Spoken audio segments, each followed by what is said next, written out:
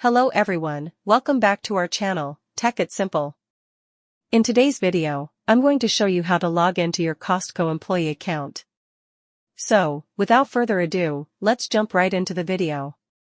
Firstly, make sure that you have a stable internet connection. Once you do that, go to your local browser and search Costco employee. You will see the employee website for Costco at the top of your search list. Just click it and scroll down a little bit. You'll see two options available on the screen. The first one is Current Employee Login, and the second one is Former Employee Login. If you're a former employee, click the second option.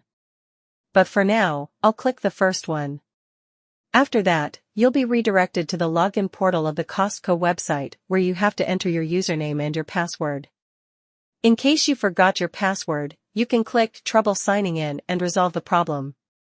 If not, then you can simply sign in and enjoy using this website.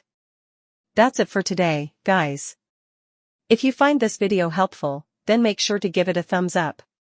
Comments with feedback are appreciated. Subscribe to our channel and hit the bell icon so that I can come up with new videos like this. Until then, have a good time.